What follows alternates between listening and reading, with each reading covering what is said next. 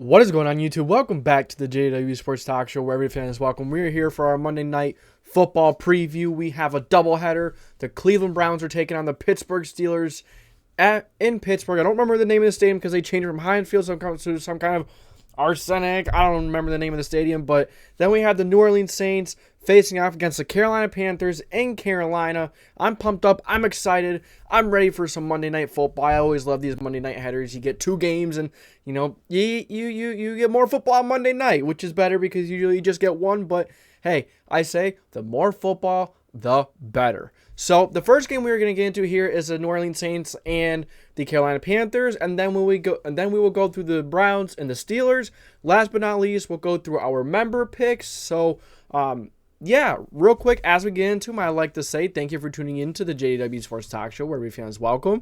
If you enjoy Colts content, NFL content, make sure you like, subscribe, put the post notification bell on so you don't miss any future videos, and let's get into it now. So, the injuries for the Carolina Panthers and the New Orleans Saints. The Carolina Panthers have one player questionable, and that is wide receiver DJ Chark. He is questionable with the hammy, and the Panthers are going to need all the help they can get in the receiving game, so you lose him, I think that's a pretty big loss because DJ Chark is actually a very good receiver in my opinion. Now, you do have other guys like Thielen, Jonathan Mingo had a really nice week one. You have guys like Miles Sanders that can come out of the backfield, Hayden Hurst. You have guys that can make plays in the passing game, but this Saints defense, the Saints secondary and the defense in general, is a very good defense. So losing any playmaker, and at that you're losing DJ Chark, I think is a big loss. DJ Chark is a very good receiver, very underrated, if you ask me. So could be much worse. It's a Thursday night football game, and there's not a ton. It could be much worse than this for both teams. Much worse. Next up, we have for the New Orleans Saints, running back Kendra Miller, still looking to make his debut. He did not play in week one. He is questionable with a hamstring.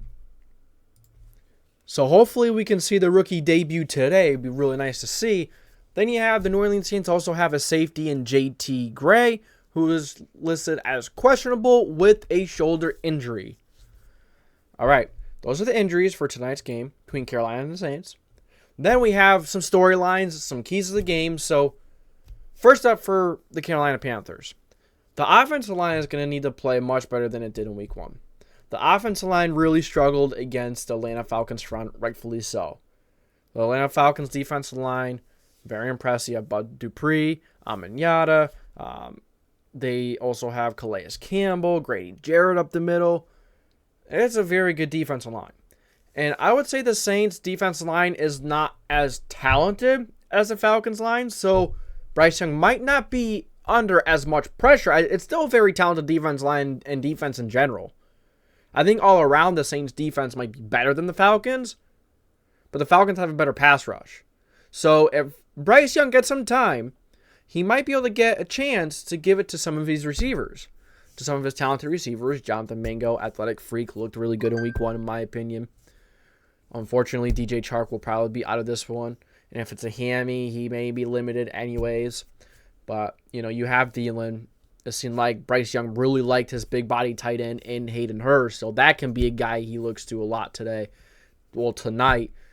But the O-line is going to have to help, is going to need to protect Bryce Young if they want a shot at winning this one. He really struggled last week because he didn't have any time to throw. I mean, he played all right for what he had to deal with, but considering he had no time to throw, all that stuff, he really, didn't really have a chance to have a good game. Didn't have a chance to step up and make some plays. Next up, the receivers will need to step up, especially if DJ Chark is out. Some playmakers will need to step up, whether it's Adam Thielen, the veteran Adam Thielen, the rookie and Jonathan Mingo, whether it's the tight end Hayden Hurst, or it's even Miles Sanders coming out of the backfield. Even Chuba Hubbard maybe coming out of the backfield. They're going to need guys to step up in this receiving core because it seemed, the Panthers' offensive line did give Bryce time at some times. It seemed like Bryce was holding the ball a little long, and that could be because the receivers weren't getting open. So receivers are going to have to get open today or tonight, and it's going to be a rough time getting open. The Saints have some good cornerbacks. Leading with Marshawn Lattimore, they have a pretty good defensive back room. They're deep on the defense as well. So the receivers are going to need to step up. And if they want to keep that Saints defensive line from teeing off on Bryce Young, they're going to need to get the run game going. That will help the offense line, which last week they did get the run game going a little bit. They actually got it going pretty good. They're going to have to do it again this week. Then they're going to need to get pressure on Derek Carr. It seems like Derek Carr is not the best under pressure. He was under pressure a little bit last week versus the Titans. Now, the Titans have a very good defense line. I think it's a much better all-around defense line than the Panthers. Panthers do have some playmakers. Leading the way is Brian Burns. So if Brian Burns, maybe they blitz a little bit. If they could get some pressure on Derek Carr, I think, the Panthers might have a chance. But the thing is, you have to get that pressure with your front four. You cannot blitz the Saints a lot. You have Michael Thomas, who's a great runner. You have Chris Olave, who is a great route runner. You have Rashid Shaheed, who is a very fast playmaker. They have guys that can get open. So blitzing and a lot of man coverage can be difficult. Now, they do have J.C. Horn. Now, who's going to step up other than J.C. Horn? Not sure, but someone else may need to step up if, Michael Thomas or Chris Olave are having themselves a pretty nice game. But when J.C. Horn is healthy, he's one of the best corners in the league. Issue is staying healthy, but he's healthy for this game. So the receivers will need to step up. And I already talked about that. I don't know why I said that. But yeah, if you get pressure on Derek Carr, it seems like Derek Carr really struggles under pressure. Derek Carr isn't great in the red zone, I've noticed this year. Well, last game versus Titans, he wasn't great. And the Titans have a pretty good defense. Now, I think the Saints have a good defense as well. They can make some plays. They have playmakers like I just mentioned. They have J.C. Horn in the secondary, Brian Burns on the defensive line. You have Derek Brown as well, so you get some interior pressure with Derek Brown, which is one of the worst pressures because you can't really escape it, can't really step up in the pocket. And then you have Jeremy Chin patrolling the backfield. There's a lot of really good playmakers in this Carolina defense. So if you get, an interception on Derek Carr, an interception or two, and they can actually cash in on those interceptions in terms of points, the Panthers got a good shot. I think the Panthers can make this a really good game. Now, I'm saying that like the Saints are a really good football team, and I think the Saints are a good football team. I don't think the Saints are a great football team. They have nice pieces all over the team. They do have some veterans in there. It is a bit of an older team. Especially in defense, the defensive line, they have Cam Jordan. They definitely have some players that are a little bit older on that team. But, all in all, I think they have a good mix of veterans and younger players. And I think they have an okay football team. I don't think the football team is great. Like I said, I think they're probably right in the line of mediocre. There's not one spot you look at their team and they have a glaring need. But there's not one spot on the team that you look at and it's like, wow, yeah, that's great. Except for maybe, wide receiver. If Michael Thomas can stay healthy, you have Chris Olave, Rashid Shaheed. You have some good playmakers on that offense. And so, first off for the Saints, they're going to have to get that run game going. To help these receivers get open, to help maybe, ease off that pressure that the Carolina defensive line can provide with Brian Burns and Derek Brown, you're going to have to get the run game going. And it's always going to make things easier on Derek Carr. Only going to make things easier on the offense as a whole. So, I would like to see the Saints get the run game going.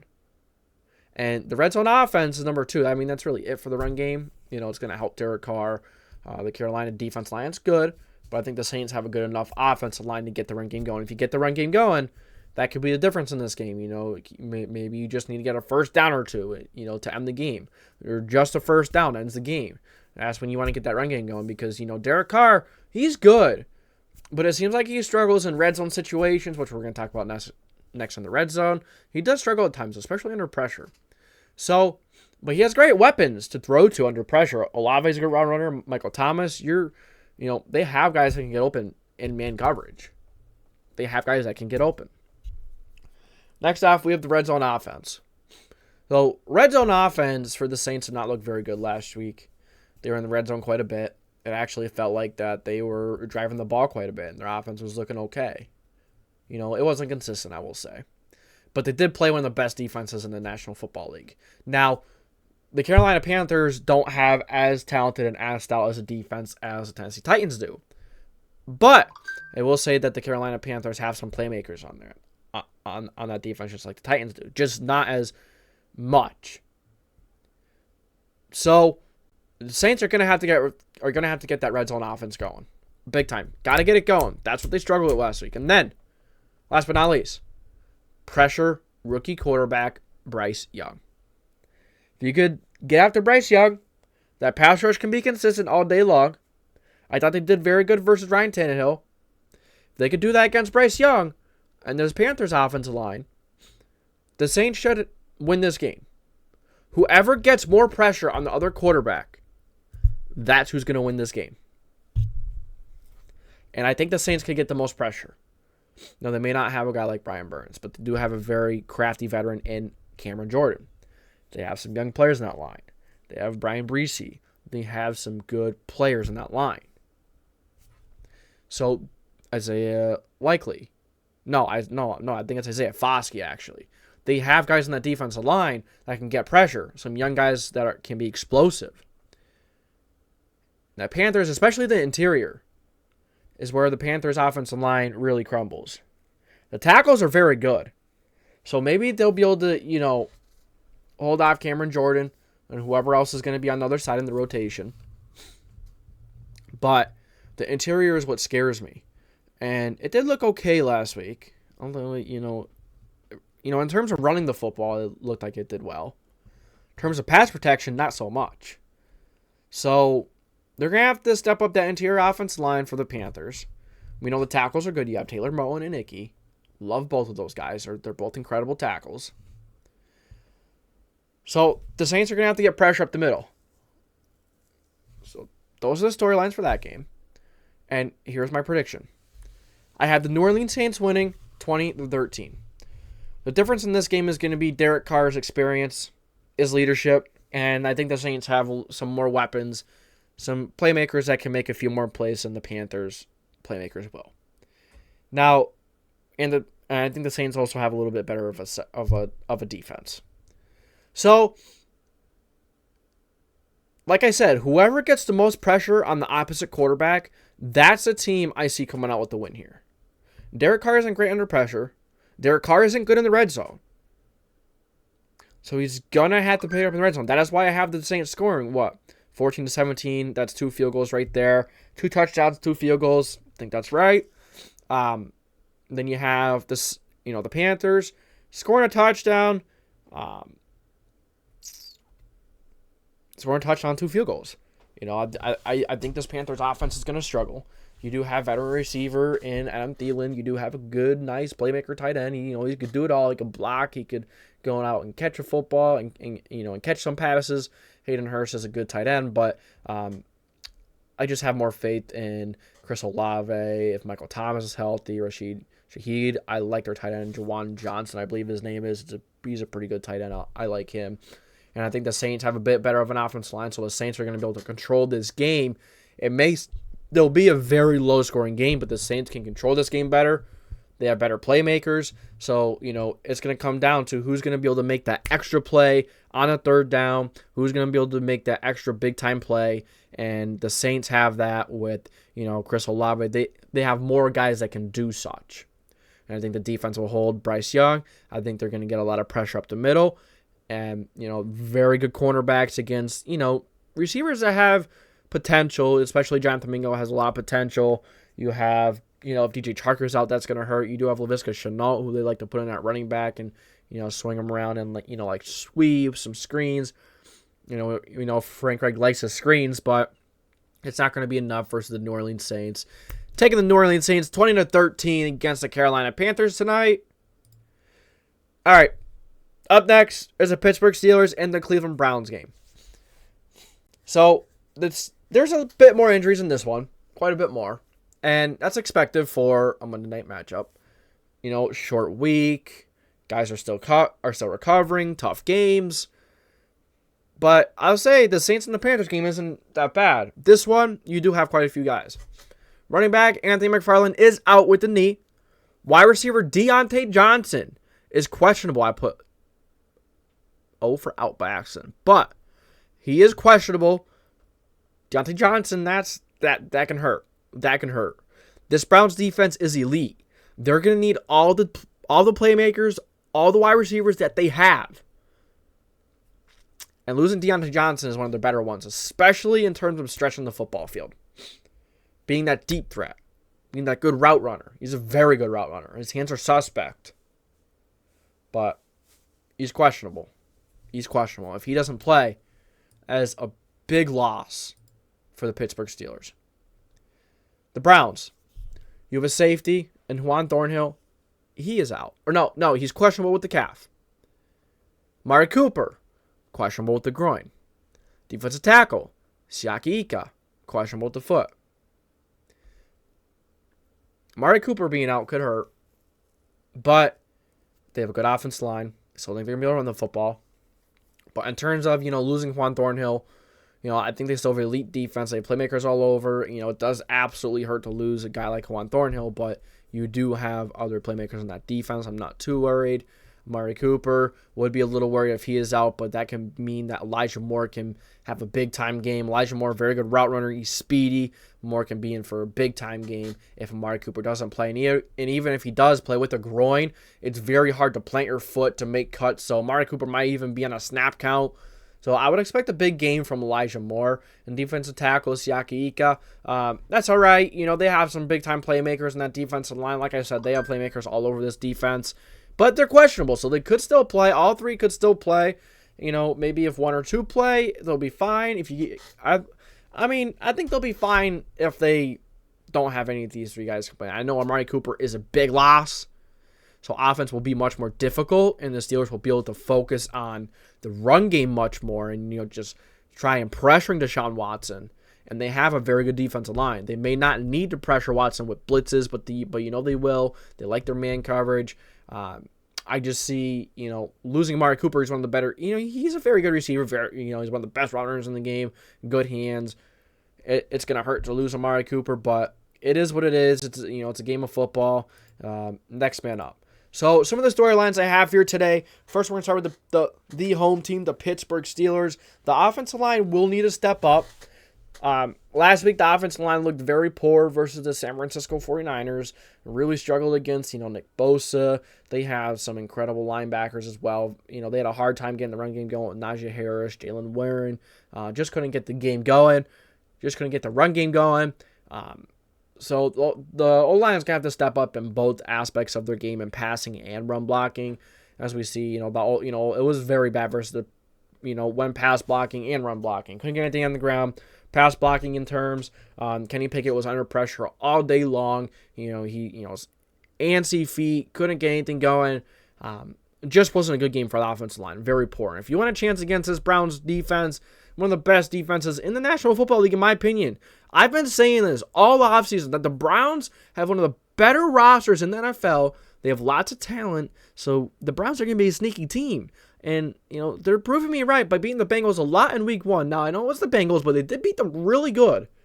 They beat them really well. They kind of dominated that game. Now the Bengals aren't looking too good. They're going to get better as the season goes on. But the Browns are going to be a good football team this year. I think that division will be between the Cleveland Browns and the Baltimore Ravens this year. From what we're seeing from the Bengals right now, they're getting behind. The Ravens are ahead. They're, the Ravens are playing well. They're 2-0. And they beat the Bengals. The Browns, they beat the Bengals. They have another divisional matchup tonight. They can get 2-0 in the division. Browns have a really good opportunity to get up in this division. 2-0, start 2-0 in the year, and just ultimately have a really strong start to this season. And, for that not to happen, the Steelers' offensive line is going to have to play really good. Of course, you have Myles Garrett.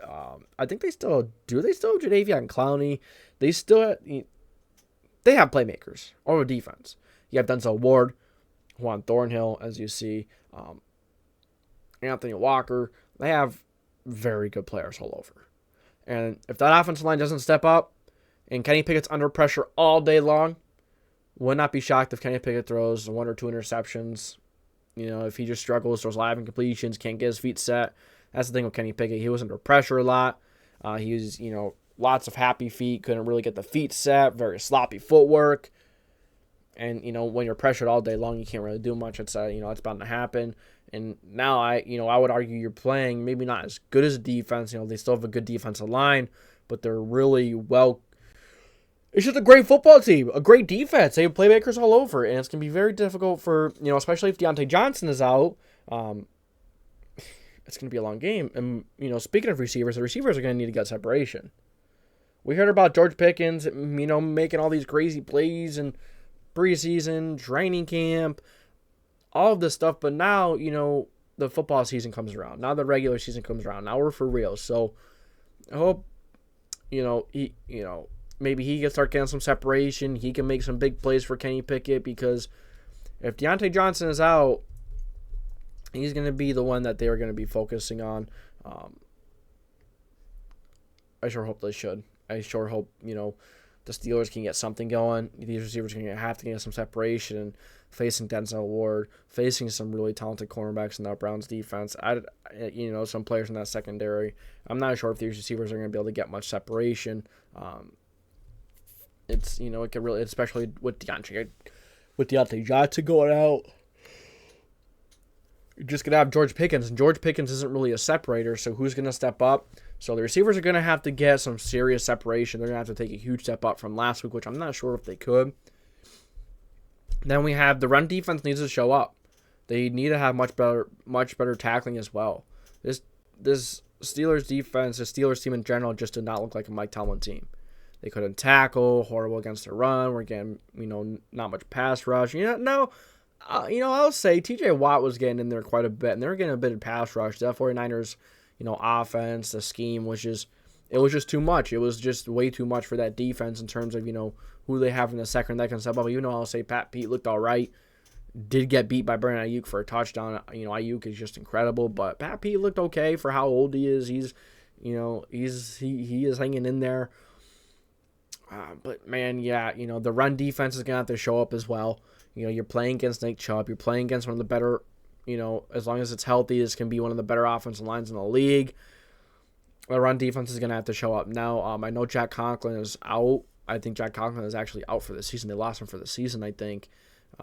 The Browns anyways. So that could be a point of attack. But they do have DeJuan Jones, who they drafted this previous draft. He looked good in preseason, good in training camp. So DeJuan Jones can be all right. He has nowhere near the experience and what Jack Conklin has as a savvy vet, but he could step in, maybe be a decent tackle, feeling all right. The run defense for the Steelers is gonna have to show up. TJ Watt, I think Cam Hayward, has suffered injuries. I'm not sure. I don't think he played week 1. Yeah, he is still there, but I don't think he played week 1. I'm not sure if he's playing week 2. I think he might be playing, or I don't know if he was put on IR or not. I think he was. But either way, the Browns played a pretty damn good Bengals run defense, which I think the Bengals have a very good run defense. Now, they did struggle against the Ravens a bit, but this is a little different of a ball game. You're playing one of the best running backs in the National Football League in Nick Chubb, if not the best, and you're also playing, once again, another really mobile quarterback.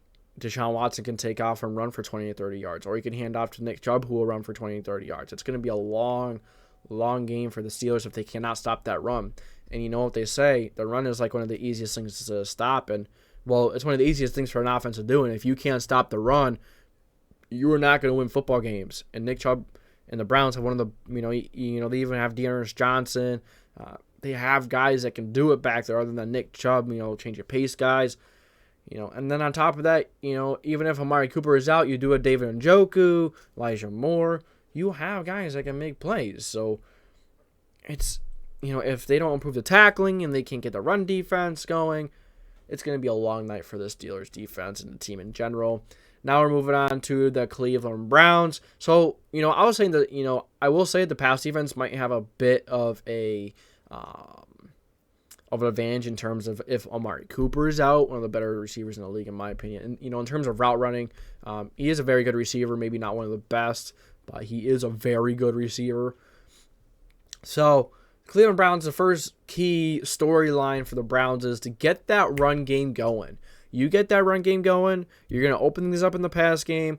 Then, you're going to tire out. You're going to wear out that Steelers defense. Keep that ball away from Kenny Pickett if they can't even do anything with it in the first place. So get that run game going. get it humming, so then you could pass the ball, you could have an explosive day on offense, and just have an explosive day in general.